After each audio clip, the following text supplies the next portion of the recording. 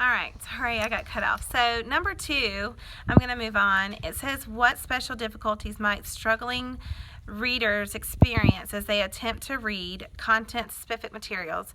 What steps can be taken to help these strugglers, or these struggling readers? So the thing that I read about was in chapter 12, that basically these kids, when you're coming into content knowledge, you're trying to do the same thing that you would be doing with comprehension and in reading, but it just is in another subject. And so these teachers that are teaching these subjects still need to understand how to help and use these reading strategy comprehension strategies to help these kids understand what they're studying and trying to learn about. Because if they are unable to read and understand what if they can read but they can't understand it, you're still in the same boat as you would be in reading. So these teachers in upper grades that just teach one subject or two still need to have some type of that knowledge on how to teach those kids. And it doesn't mean that they have to just specialize and know all the things that a reading teacher, but they just need to know how to help these kids basically learn these things in their subject area, whether it's social studies, science, anything like that. And so they've got to teach these kids how to think maybe more systematically. And what they can do is maybe select the key content that they want their student to learn and make sure it aligns with their state standards. They'll map out the content to show how key concepts are related and show each other and students current knowledge. So they'll take their current knowledge and try to build on that. Also, they're going to analyze that content that might be difficult to learn and see what it is that they need to pick out and what they might be struggling with. And then they're going to reach a decision on how to teach that content, whether it's demonstration, by graphs, charts, video clips. How are they going to teach it? And then, of course, they teach the content, and then they evaluate how the kids learned. And they go back and re-evaluate the effectiveness of the instruction. Did this work? Did the kids understand? Because the students need to understand the text structure. They need to go through, read stories and discuss maybe after, and just to acquire, so if they have a text, read through it together. Discuss after you read through it, the sense of the story. Highlight maybe the key important parts that you want them to know.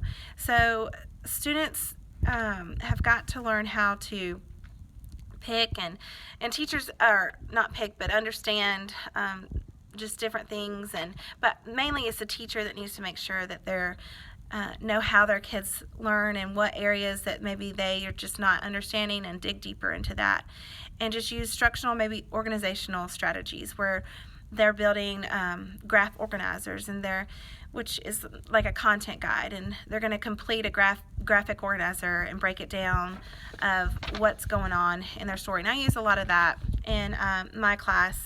We break down, maybe it could be the water cycle, and we use a chart, the main ideas in the middle, and then you have your bubbles with the supporting details that they fill in to talk about maybe water cycle, or the liquids, solids, liquids, and gases, matter, and things like that. So that could be something that can be used to help break down that content and understand it.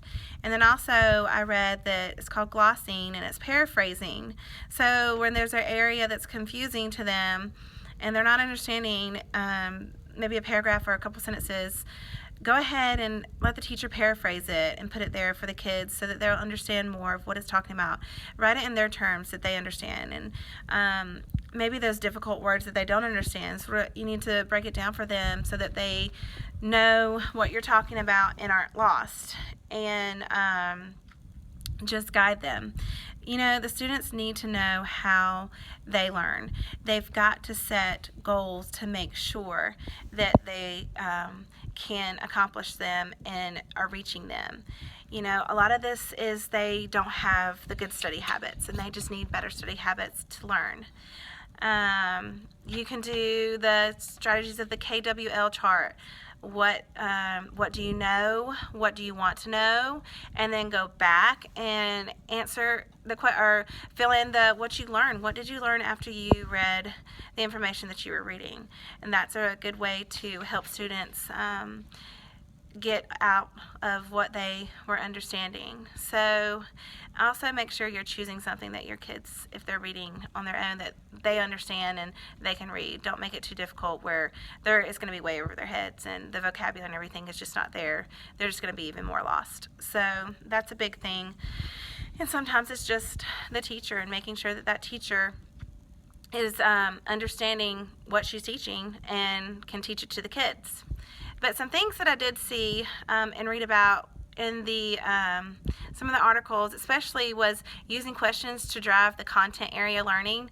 And it just says, questioning is not planned, and types of questions actually can limit students' learning and thinking.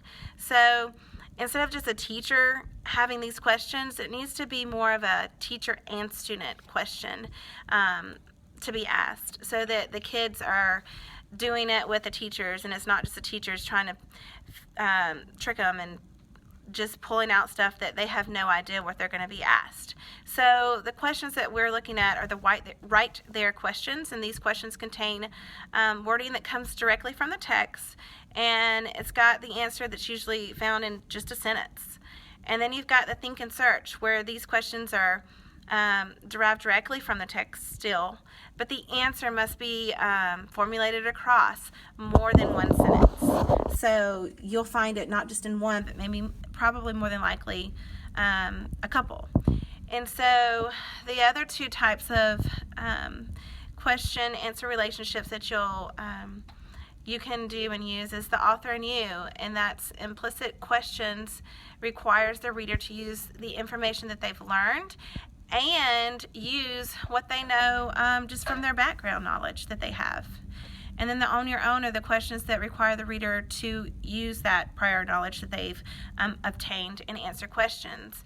And that might be the text, that it might be in the text or whatever, or you might not need the text. It just depends.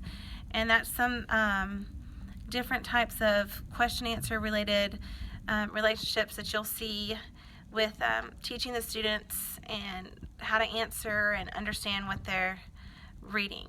And they're helpful, with books and their brain questions, making them think about, okay, what I read, is that what I read, or do I remember reading that? And that makes them stop and think, oh, I might need to go back and read because I don't remember that. So, and be more aware. But those are just some things that, after reading the questions, that I read and enjoyed finding out some more information to use in my classroom as well. So, thanks.